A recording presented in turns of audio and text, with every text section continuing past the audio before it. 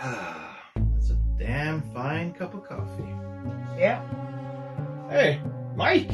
Hi. Hey, what are you doing here? What are you talking about? You invited me. Ah, yeah. I like what you've done to the place. It's nice. A little too nice? It's a little Eastery. A little too Eastery? Is that Ralph over there? Yeah! A little too Raph! Awesome. All right. So, I'm glad you wanted to do this. Oh, it's my pleasure to join. So what are we talking about? We are going to talk about The Last Ronin. Yeah, so in case you haven't noticed, there's kind of a theme going on here. Yeah. Hello, everyone, and welcome back to the channel. It's been a while. We're almost at Easter, and we have A little bit of a treat for you guys. Yes, we have something really cool today, and Mike has joined me, and we are going to discuss the Ninja Turtles comic book, The Last Ronin. Do you want to tell our audience what the comic book is about? Just a short synopsis without spoiler stuff. It's kind of in the future of the Ninja Turtles, or maybe I should say Ninja Turtle. It's kind of like a dark dystopian, kind of like Batman in the future, old man Batman kind of stuff. Dark Knight Returns. So exactly. Old Man Logan. Yeah, that kind of thing. It is in that theme. It's kind of dark and gritty and slightly more realistic, even I would say in some ways, than your average Ninja Turtle comic. Definitely. It's very grounded, it's very dark and mature, it's very violent, which is always a plus when I'm reading comics. I love my violence. And as Mike said, it's about one turtle, and he's the last surviving Ninja Turtle. And what is he up to? What's his plan? Well, the thing is, he's like the last Ronin because his sensei, his family is gone, and he basically doesn't have much left. Ronin is like a samurai who has no master, so he identifies in that way. He's out for vengeance. Yeah, like all good samurais are. Yes. So yeah, that's very superficial and the intro to the whole thing. Yeah. So after this, we are gonna discuss the comic book. We're gonna give you like our thoughts on many different things and what we thought was good, maybe what we liked and didn't like, and it's gonna be full of spoilers. So if you guys haven't read The Last Ronin, you should definitely check it out. Go read it, and then come back. If you have read it or you don't worry too much about spoilers, at least you have been warned. Okay, so there's so much to talk about with this comic book. I don't even know where to start, but like wandering into spoiler territory without just giving it away immediately, you don't get to learn who the last remaining turtle is straight away. No. What did you think about that? Were you guessing who it was while you were reading? I actually loved that they did that because he's like dressed all in black. He has a black kind of, the turtles have different colors on their bands, and that's how you identify them. So you have really no idea which one of the turtles survived, It really doesn't leave a lot of hints to it either, but there are some hints. There are some hints. I didn't missed catch up on them. But once you know, you kind of know. Yeah. Also, like the old Ninja Turtle comic books that Kevin Eastman and Peter Laird did, they all had the same color bandana in the original version. I didn't know that. And this has kind of that. And in the first comic book, they actually kill Shredder. Yeah. So this has the same vibe as the original, very dark Ninja Turtles comic book. And it's also written by Kevin Eastman and Peter Laird. And from what I've learned, this is like a story that they worked on back in '87. Like this was something that they were discussing and like thinking of doing, but they never got around to do it. And Kevin Eastman did it like first now, so many years later. So that's pretty cool that they finally did this story. Yeah, and it's a monster hit. You know, sometimes Absolutely. when you have an idea back in the day, you know, you kind of map it out as you go along with the age. So it feels, it feels very matured and really well thought through. Yeah, absolutely, well planned and very well executed as a story point of view. Again, if you're still here and you haven't read it, I'm just gonna say it like I would totally recommend this comic book. I would give it it's a little bit too early, but I'll just say like probably like out of 10 I would give it a 9. Yeah, I would be the same. Definitely give it a read. It's been a long time since I read a comic book. I haven't really been enjoying the comic books lately, but this one I read it the whole story in less than an hour, and yeah, it was very enjoyable. I read the whole thing like I couldn't stop. Yeah, and I read it twice now actually. I even liked it better the second time, and I noticed a lot of details that I didn't catch up on the first time. Yeah. So, should we reveal who the last remaining Ninja Turtles is? Yeah. So, Mike, who is it? It's Michelangelo. Yeah, so Michelangelo is the last one. And I mean, so this is something that we can discuss a little bit, because if Michelangelo is not your favorite turtle, you might be a little bit bummed out by the reveal. I was the first time I read the comic book because I was hoping it was Raphael. Obviously. I mean, I can understand why you probably are like, hey, Mikey! Mikey for the win. I thought it made sense when it was revealed, because I was thinking like, Raphael is already a very, very dark character, and this is like all his brother died and all of that. That would drive a character like Raphael quite insane, you know. Michelangelo was like the lighter character and was a little bit milder, so he had a little while to go before reaching that crazy. But because this character here, so many years later, is very broken. He's a broken character, and Raphael dark. is kind of broken already. Yeah, already, and while you're reading, he's talking to, like, out of frame. You hear the voices of the other Ninja Turtles, which makes sense because they're brothers. They spent their whole lives together. So that inner dialogue that you have, I think makes perfect sense. Absolutely. That he's talking to his brothers like that. Yeah, and you have a very good point. When I read this the first time, I was like, come on, let it be Raph. I want it to be Raph. Raph would be the last survivor. He's the toughest. He's the baddest. And, I mean, as we kind of discussed before, in some ways it would make sense that it was either Raph or Leo that would be the last remaining ones, because they're the toughest ones. Leo is very... by stats tactical, yeah. By stats, statistics, you would assume it would be Raph or Leo, and that's I think something that most readers thought. Like, this is probably Raph, maybe Leonardo, and then it's the most light-hearted, funniest, sweetest, kindest turtle of them all, and he's totally messed up. So that is, from a narrative perspective, that is really clever and very cool.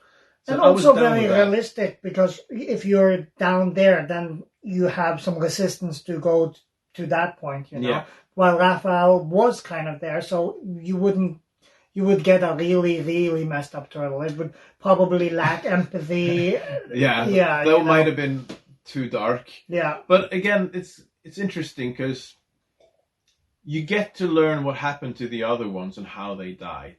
And were you surprised by any of them, or was it how you suspected things would have gone with the different characters? The thing was, when I read the first one, you don't know what happened with any of. But when you reach the second, towards the last page of the first issue, we get the reveal. But it was like, at that point, I was thinking, yeah, it makes sense that it's Michelangelo because of the story and the narrative and all of that. And Raphael would be too impulsive. If something bad happened, he would confront it, and he would, just go straight to the confrontation right away. And when I started reading the next comic book, that's exactly what happened. So I was like really surprised that I kind of predicted it, but that also made me connect to the comic even more, because it's like, oh yeah, this is exactly how I pictured it. So to me, that was a really it was, showing that they understand the turtles, or it just made sense to me, to the story and the way you would build a story in my head and in my point of view. I mean, when I was growing up, my favorite turtle was Raphael, and he was badass, and you get to see all your turtles die and splinter as well. So this is very dark, and like I was really sad, like he dies. He dies honorable, but he dies exactly how you would expect him to go down, like fighting. Yeah. He gets a warrior's death, basically, and he is a warrior through and through. And then we have, because he runs after the Foot Clan when this goes down, and confronts Karai and the Foot Clan alone, and he rips them like through them and kills people left and right, and he's getting like hit and stabbed, and he doesn't care. He just keeps on going. Very cool. Yeah. But yeah, so that was him, and then the only thing I would have just maybe thought would happen was that Raph and Casey would go down together. Yeah. Because they're so good pals. Yeah. And it was Leo and Casey Jones that died fighting together. Yeah, but they didn't get as honorable death as Raphael. Yeah, that is true. They gave Raphael the type of death that you would expect. Yeah. And they kind of it's a good thing they did that for that character. Especially since you like him so much. Yes. I would have been bummed out if they went like Leo and Casey. I was bummed out about that too, but so Leonardo and Casey, they get blown away by a bomb. Yep. They get blown up by a bomb, and April is... she loses an arm, she loses a leg in the explosion, and she's also pregnant when this goes on. Yeah, so there's a lot of dark, really dark stuff. So Casey and April, at this point, they were married, and they were going to tell the turtles that they were expecting a child. And that same night, is it Raphael who stumbles in, bloody and half... wipes off the table and like, coming through, and they put up this really nice dinner, and he just like smashes it away, and it's like, the foot is after us. And then so they never get to tell the turtles anything. No. Before everything goes down, and Casey Jones and Leonardo they die in the explosion. And then we don't have Donatello and Splinter here while this is happening. Yeah. Because they are in Japan. They went there on an invitation from the guy who's behind the whole thing. And that was the bastard son of Karai, which would be like the grandson of Orokosaki. Who is the Shredder? Yeah.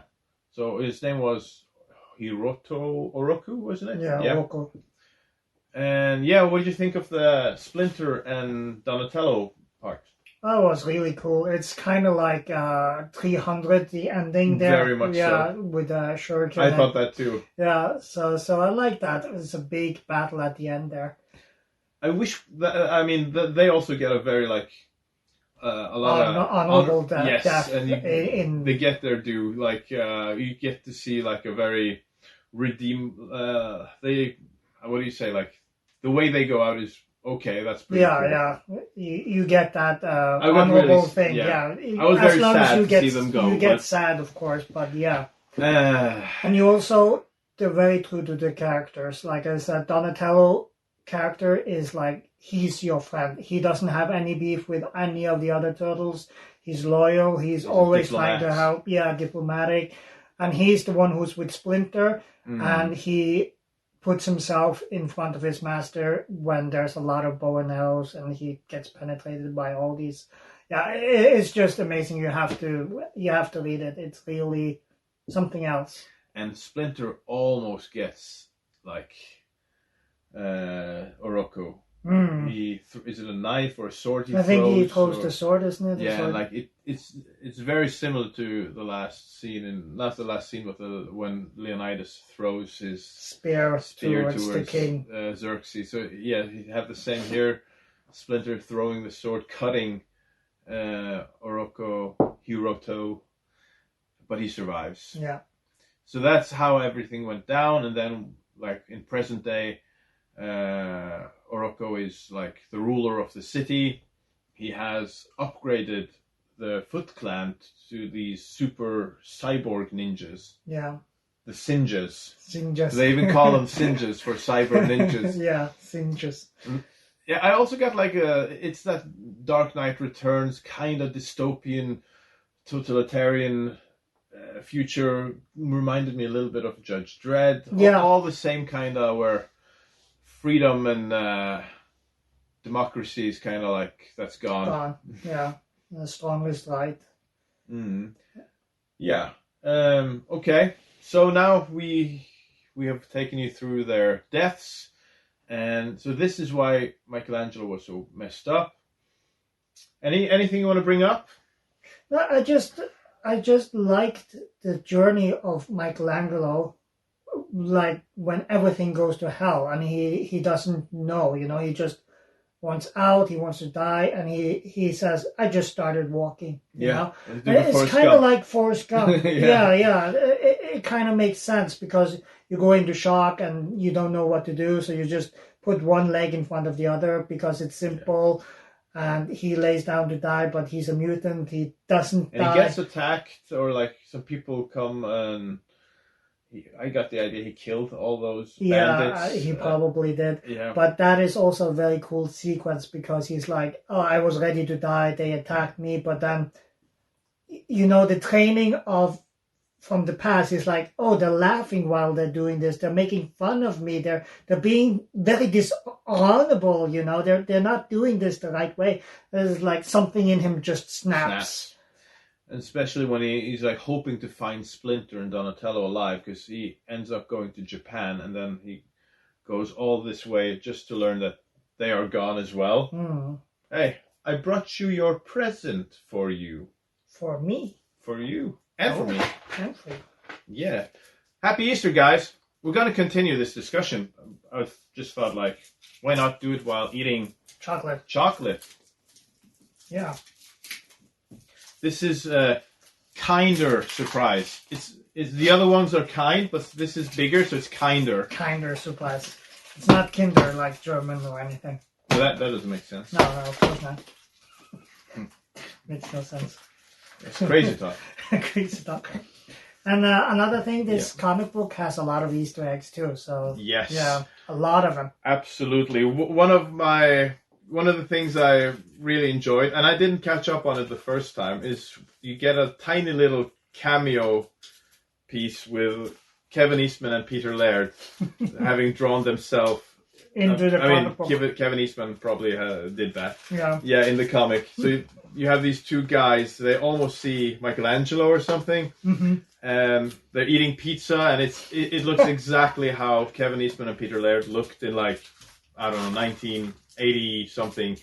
If you see old pictures, and then one of them is like, "Yeah, what was that?" I'm like, I thought I saw.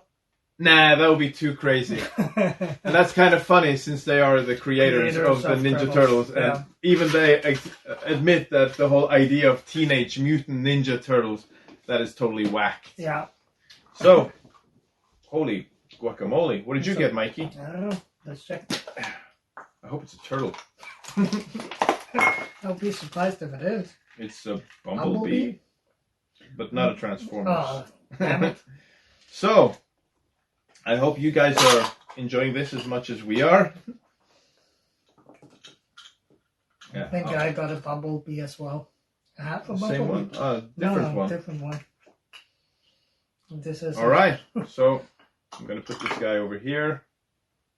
I don't know how to put these ones in with him, but like maybe he's just carrying these on plates. Play with you later. Yeah. Okay, enough. So, There are a lot of Easter eggs. You have some old characters showing up, like Baxter Stockman. Yep.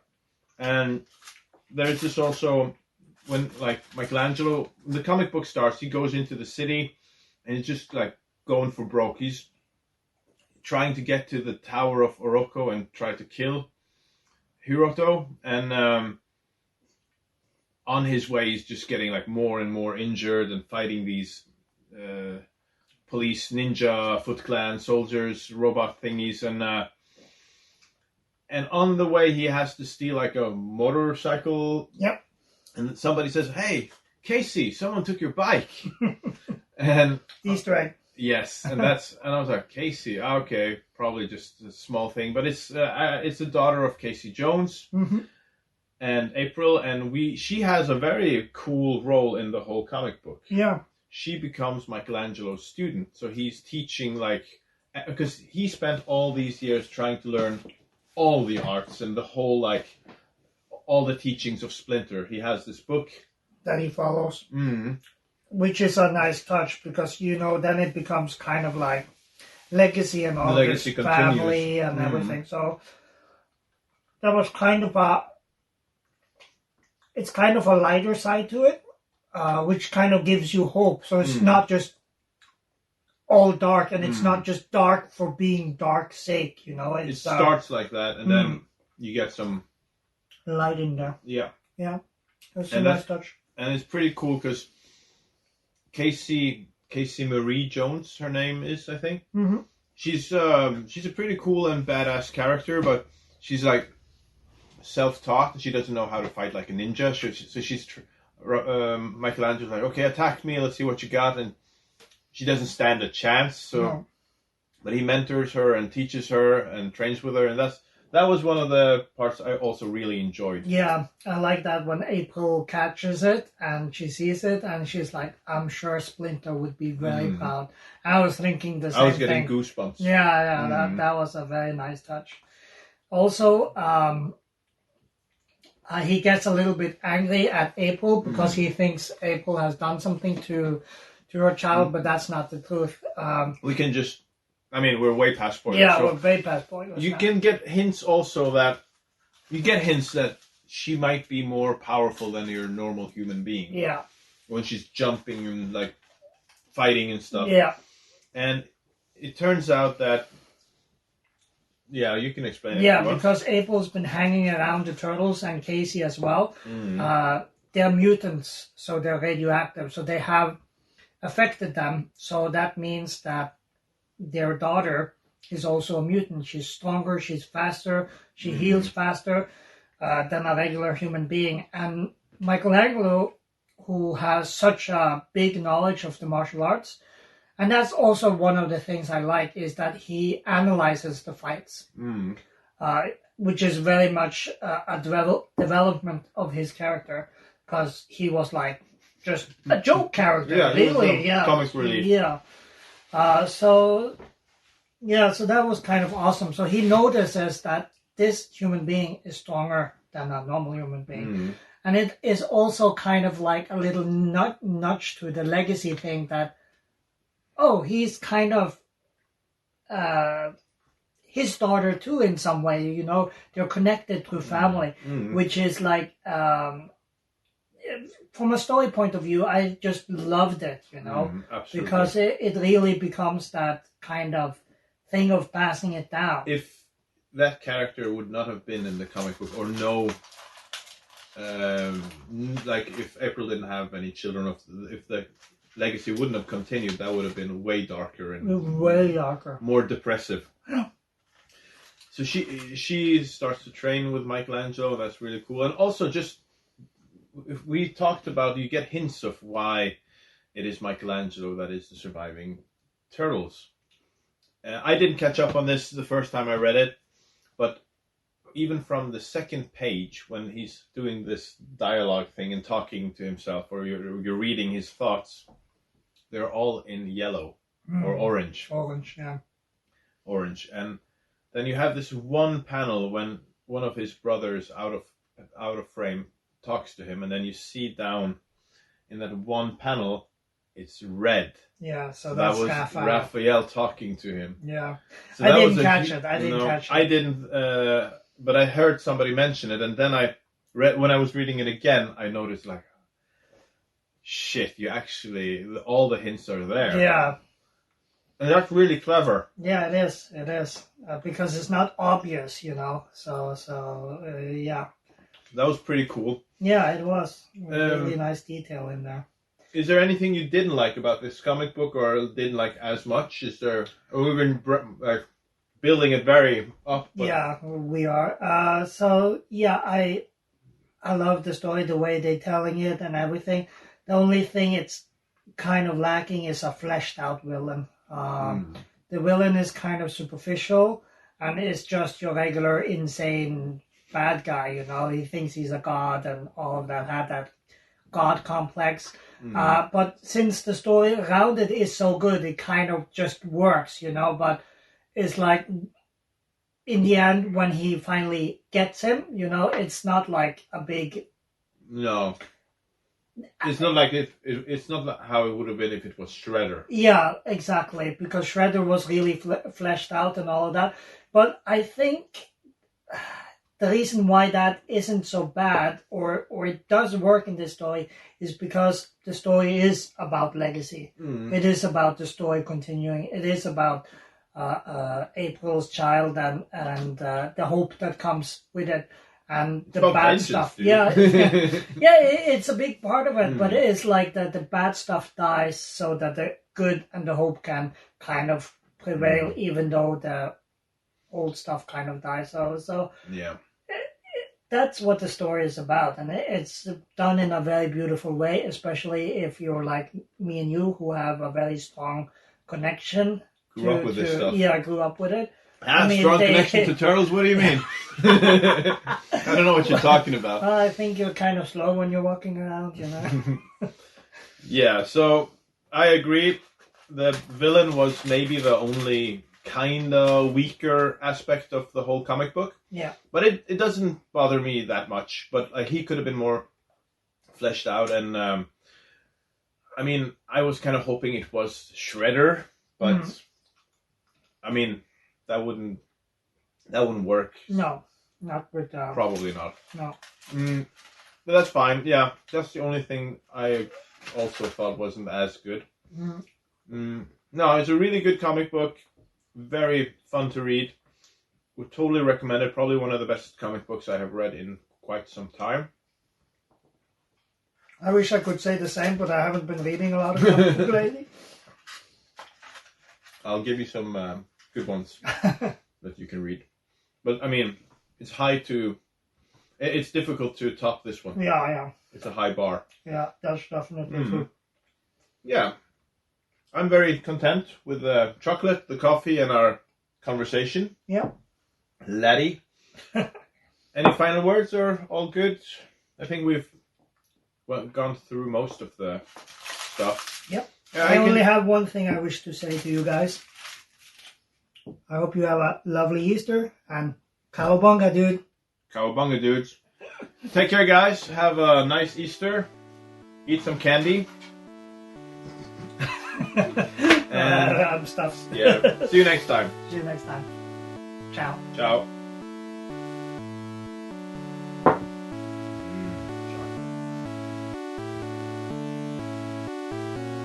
Ska den bära på ordningen? Han tar så stora grejer. Den vinglar ju.